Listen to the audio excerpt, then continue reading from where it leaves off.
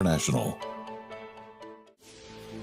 Coming up on Life Today, the granddaughter of Kenneth and Gloria Copeland shares understanding sacred smallness through humble surrender. I know it was God's grace that I had a season where I didn't know who I was, because then I had to find out I'm not what I do. I am a child of God. That's right. I am just here to say yes to Jesus, whether he takes me to a place that I always imagined or a place that I never would have imagined.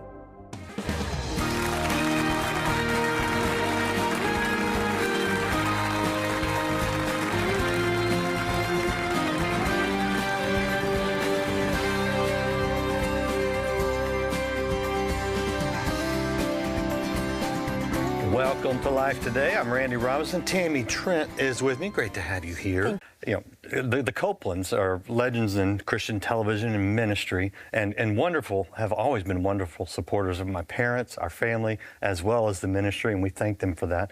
And we're excited to have Jenny Papapostolou with us, who is a granddaughter. But here's the thing I want to really, we're going to talk about this, and I want to emphasize this. A lot of times when you think of Christian, the ones that, you know, have that great splashy story, and I'm here to tell you, God is as interested in the small place that you're at as he is anything else that's out there. And the name of Jenny's book is, love that title, Jenny.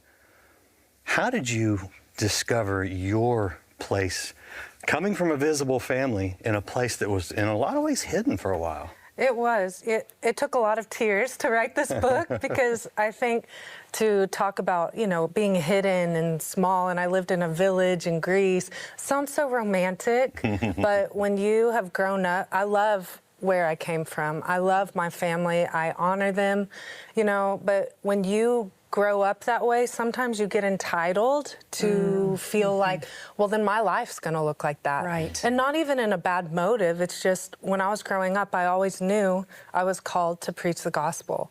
So I always saw it as stages and holding microphones.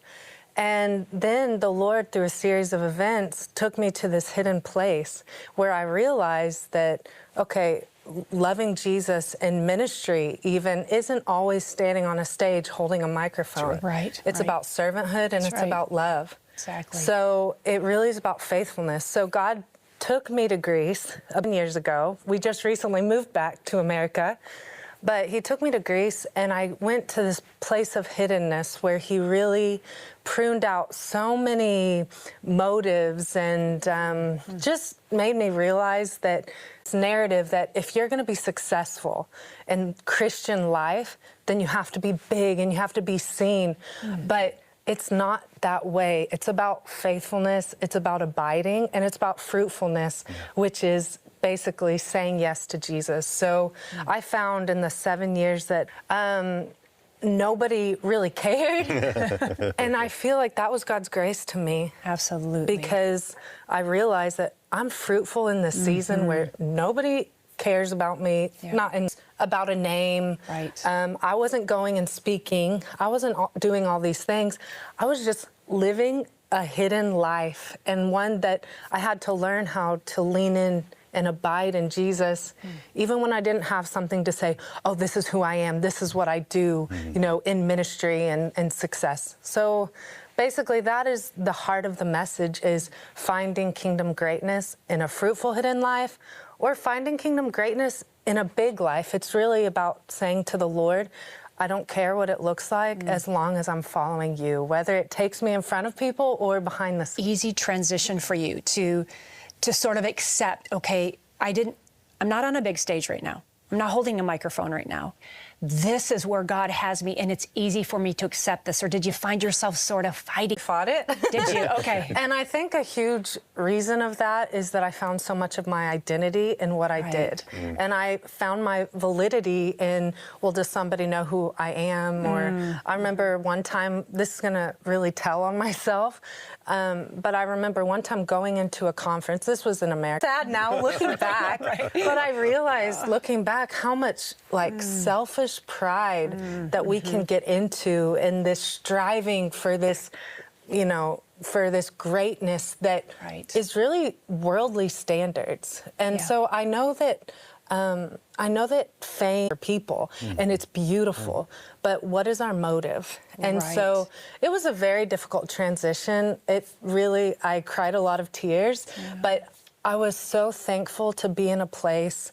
I know it was God's grace that I had a season where I didn't know who I was, because then I had to find out I'm not to a place that I always imagined, or a place that I never would have imagined. But it's really beautiful, you know, when you find that soul contentment and just saying yes wherever He takes you. That pressure posed, or was something said to you? What did Ken and Gloria Copeland say to Jenny in that regard? Well, I know that it was self-imposed. I also think it's a narrative that is told in the Christian world today.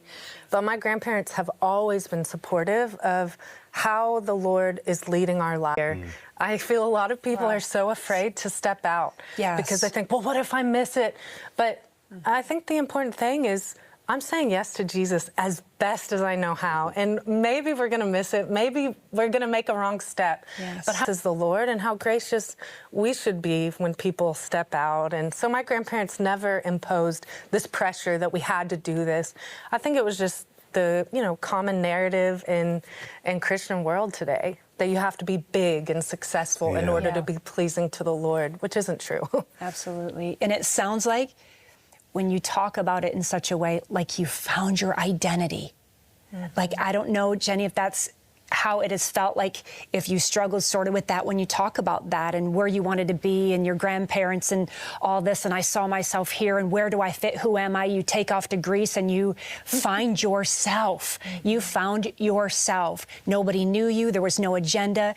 You just like, who am I, and where are my gifts? What are they? And where can I plug in? Is there a need here in Greece that I can plug into?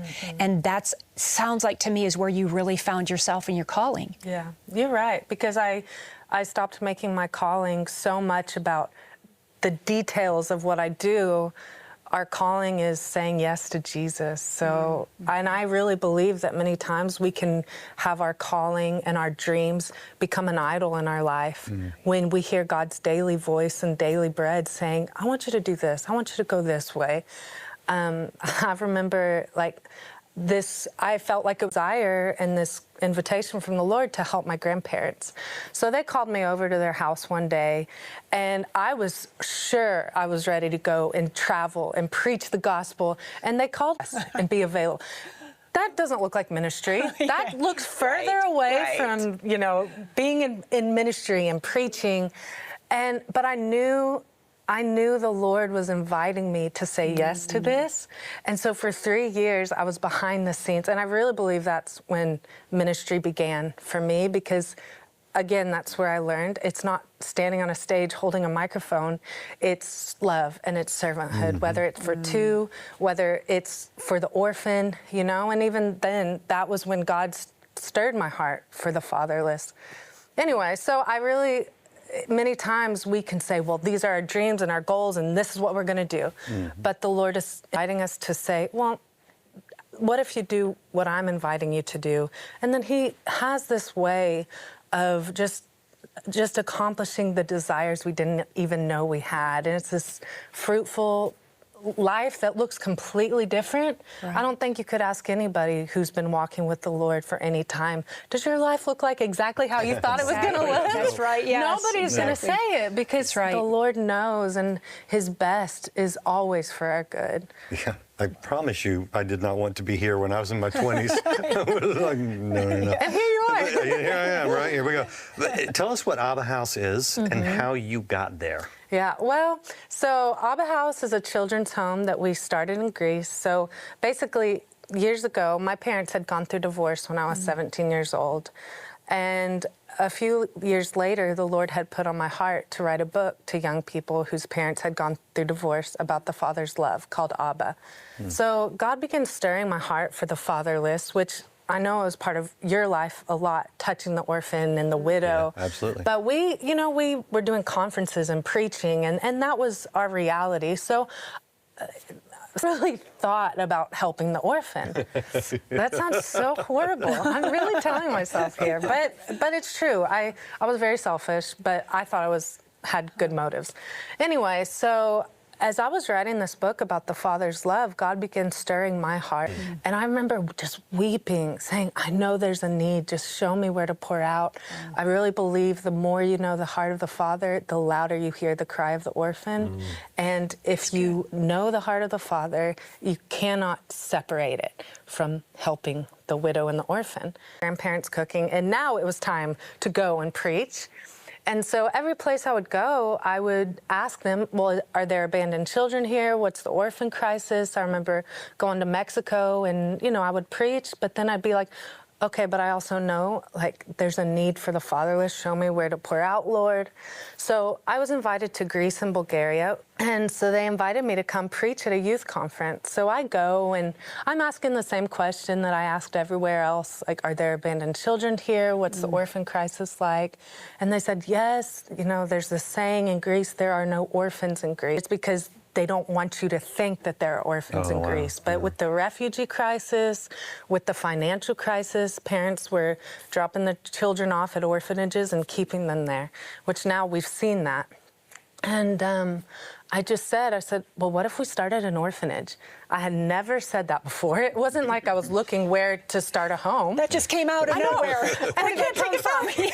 Exactly. And it started a fire in my heart, and I just knew this is what the Lord wants us to do. So, yeah, months in Greece and live in America. That sounds like a vacation. Yeah. But the Lord asked me to move, pick up my life there. Wow. And go, and so now we're running, and we're all locally staffed, and have a local director. And anyway, the Lord's doing so many miracles. Like, y'all know, if you are helping the orphan and the widow, you will see miracles. Absolutely. Every single day, in every way. Yes. So we're really thankful that, you know, the Lord has done that. There's a sparkle in your eye, like when you talk about it, like I'm home. I'm fulfilling something. When I sit on the other side and just listen to you talk, it's like I get excited because you're excited and you're passionate about it. And I love that you are doing something that sets you apart, that is so your own, that is so in your lane, that God knew well before you did, Jenny, specifically how much He needed you so that you would follow that call. Probably something you never thought of because it started out as a vacation in Greece. Yeah. But look at the ministry that's taking place. I'm so proud of that for you, and what an incredible calling on your life. Thank you so much. Yeah. I'm Wow. thankful. I have a question about the title, because I understand, I get the smallness part of it. And you know, Lord says we're faithful in the little things, then He'll give us the bigger things. So that's where it starts. But why do you call it sacred? You know, I think that we are really good, in general, as the church, many times, we're really good at only making the significant things holy, or the things that are seen to be holy. But actually, it's in the daily bread, it's in even the insignificance that there is surrender, that there is holiness, a holy hiddenness. And so I was like, oh, that's nice, sacred smallness. But it's where I realized that your life doesn't have to be big to be beautiful in the Lord. And there are so many stay-at-home moms. There's so many people working 9-to-5 jobs that are so hidden, and they've heard this narrative that, well, if you don't have books, if you don't have this platform, then, okay, the Lord loves you, but you're not quite as fruitful as someone that is seen. And that is a false narrative. Yes, it is. And the big things are beautiful, conferences, even, then you need both. Yes. You need the small places, the hidden places. You need the insignificant things. I remember we had just opened the home, Abba House, and I was sitting up on the balcony. I was staying at the home when I first moved there. Like, the bathroom was as tall as me, and I'm 5'2". So it was a very, very small space. Anyway, I was on the balcony and I was worshiping the Lord, and it was the morning, and I began hearing the kids wake up, and I felt the Lord tell me, I want you to go down and be with the kids. And I remember saying to Him, but Lord, I'm just worshiping you here. Like, I just want to stay here and worship you, which you know where this is going to go. He spoke to my heart. He said, if you get up and go downstairs and are with those children, he said, you are still worshiping me. That's a very insignificant thing to sit with a child, to, you know, even for a mother, to change a diaper. It feels so insignificant and even unholy. But it's in these things, whatever we do, whatever we think, whatever we're drinking, even do it unto the glory of God. Significant moments that are actually worship. And I talk about it in my book. Everything is worship. Amen. Even the That's insignificant things. But what's kind of funny is that now when we're telling this on television, it sounds like this big thing, you know, that I know, right? I know. It's Well, like it even flipped moving around. back to America, to be honest, it was a thing of surrender for us. Because it can get really comfortable to be behind the scenes. And so I've always prayed to the Lord, because one of my, I wouldn't say fears, but one of my concerns is, Lord, I want to keep a humble heart. I don't want to let pride in, which is very easy to do in this world. And I was asking the Lord, Lord, show me how to step in the big places, but to have a heart of humility. And you know, you can have the most humble heart, people, and the most prideful heart behind the scenes. It's about heart posture. And so, you know, I just asked the Lord, hide me, Lord. Whether I'm hidden, you know, physically, or whether I'm seen, I want you to hide my heart in you. Yes, yes. And so I think it's about heart posture. And there's no yes. There's no yes that is insignificant You're right. when it's to God. You're so right. Yeah, and you know, I love, Jenny, your heart for the hurting, the orphans, the widows, and as you pointed out, that's our heart too. And we have a great opportunity right now for you to do something that may feel, and tell you how what may feel small right now will have a huge kingdom impact. Watch this. Here at Life Outreach, we constantly encounter heart, but there are times when we meet someone experiencing a depth of pain which stops us in our tracks. That's exactly what happened when we entered the home of Ing Torn, a mother who couldn't hold back her grief as she showed us the photo of her daughter, who was recently taken by contaminated water.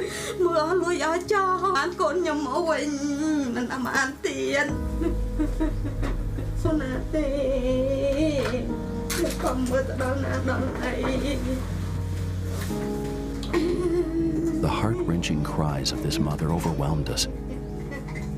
Eventually, she explained their tragic situation.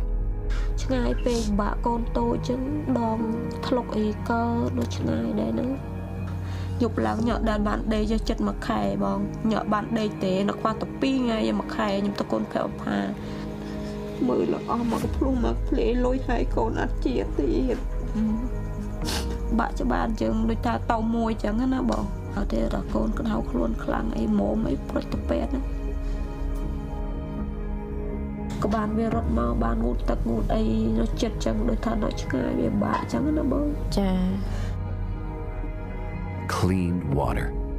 That's all it would take for this community to not only survive, but begin to thrive. Thanks to you, we were able to provide exactly that.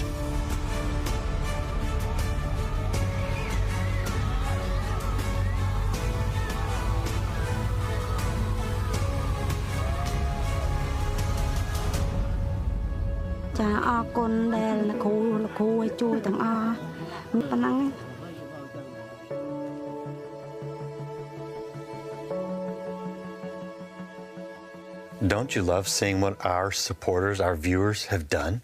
Yes, I do. I do. I hardly have words, because it's only possible to do what you just saw there in other places where children are dying right now, where they're sick. It's only possible to replicate that with your help. And you make all the difference in the world to them. You know, I hear a lot of people say, you know, if God cared, he would just give them clean water. Or why don't the governments come in and give them clean water? And those are fair questions, but here's the thing. God's put you and I here on this earth right out of Scripture. So we're asking you to make the best gift you can today. because you will be impacting lives. I'll give you the breakdown real quick. On average, when you look at our work in Southeast, $4,800. And some places we have to drill deeper through more rock. Some places it's easier, but we put in these wells that last for an average of 70 years. That's why we call it water for life. So your gift today of $48 will be for 10 people. This is amazing. Your gift of $144 will provide water for 30 people. Some of you can drill an entire well and make a gift of $4,800. And if that's you, I would just can go in with some others, $1,200, you know, $2,400, however it breaks down. I just ask that you would just pray and say, you know, Lord, this may not feel like a significant thing to me, but is it to you? I think you'll find that it is. And Tammy, when we come together, amazing things happen. I've hugged, I've held, I've so very real, and you saw that. But what I love is to be able to see the reality of her joy. Once we went in there, we raised that money, we went in there, and we were able to put a well in that village. And to see the joy on her face, to know that this was like going to change everything for her. She was already afraid that she was going to lose her last child. And I just can't even imagine that. We have the privilege of changing that, and I'm grateful for that. Thank you for that today. Yeah, I pray you would help us do it again. Go online, go to the phone right now. Make the best gift you can. Help give water for life. Every day, thousands of lives are lost to waterborne disease, and nearly half of those are children under the age of 5. Through Mission Water for Life, you can give mothers hope and children a future as we provide clean, life-giving water for thousands of children and their families before it's too late. With your gift today, you can help drill and establish 350 water wells this year. Your gift of $24 will help provide clean water for 5 children. A gift of $48 will help provide for 10. $72 will provide for 15, and $144 will help provide life-giving water for 30 people for a lifetime. With a gift of any amount, we'll send you The Birthright. This book is a liberating and life-changing celebration. Send you the Moments with Him mug set. These 2 beautifully crafted coffee mugs feature scripture on the side, the perfect way to start your day and reflect on the goodness of God. Finally, please consider a gift of $1,200 to help provide water for 250 people, or a gift of a complete well, and request our new inspiring bronze sculpture, Consider the Birds, inspired by Jesus' words in Matthew 6:26. Please call, write, or make your gift online today.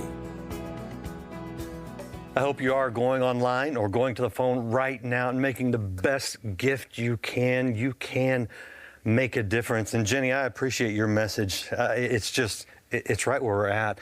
We tend to think we have to sometimes have this big faith, but you talk about how a mustard seed faith really makes all the difference. Explain that quickly if you can.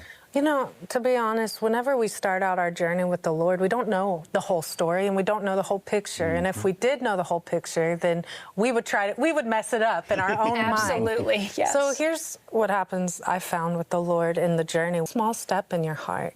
He puts a small piece. And that's what we're responsible for. We're not responsible to make it happen. We're responsible to say, this is what I know today, and I'm going to say yes. I'm going to say yes to Him. Yes, yes. Jenny, thank you so much for being with us today. Loved every bit of your story. And thank you for watching, and we'll see you next time. Bye-bye.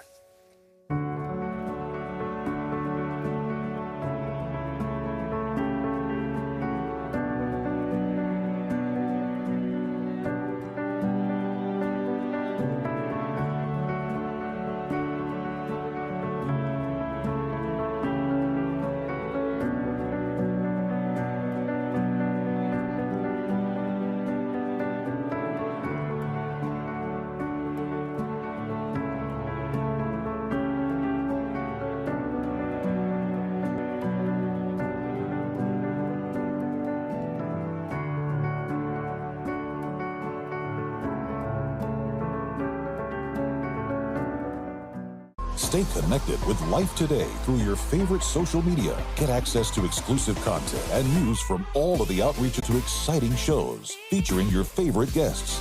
Never miss a moment to get inspired, get involved, and get the best of life. Anytime, anywhere. Life Today is always on. Subscribe, follow, like, and get the Life Today social media experience. If we didn't have any distress in life, then we wouldn't be nearly as sensitive to the faithfulness of God. Tomorrow. Life Today is made possible by the supporters of Life Outreach International. Your gift will be used exclusively for the exempt purposes of life. The ministry features specific outreaches as examples of the programs it supports and conducts.